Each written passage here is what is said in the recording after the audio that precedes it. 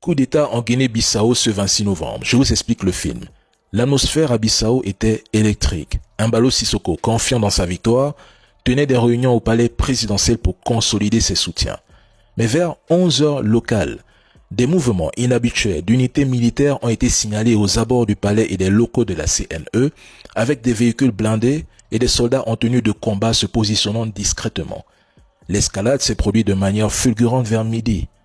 Une faction de l'armée de terre menée par le chef d'état-major de l'armée de terre a lancé une opération éclair au palais présidentiel de Bissau, siège du pouvoir exécutif. Selon le récit direct d'Embalo Sissoko lui-même contacté par téléphone par des journalistes de Jeune Afrique peu après l'événement, des officiers armés ont fait irruption dans son bureau vers 12 heures précises, sans violence physique à son encontre, ni échange de tirs immédiats pour l'interpeller et le placer en résidence surveillée sur place.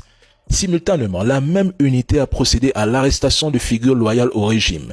Le chef d'état-major général des armées, son adjoint et le ministre de l'Intérieur, tous détenus dans des locaux militaires voisins pour haute trahison selon les militaires.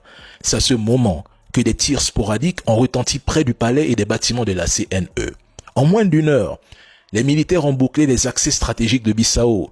Aéroport, port, route vers le Sénégal et la Guinée-Conakry et médias d'État avec des patrouilles armées patrouillant les rues pour prévenir des contre-attaques des loyalistes ou des émeutes populaires, tandis que l'électricité a été coupée pour perturber les communications.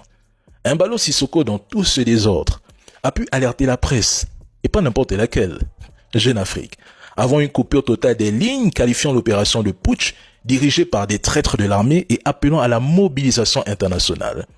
Vers 13 heures, les militaires contrôlaient de facto les institutions clés, isolant les opposants potentiels et gelant la proclamation électorale.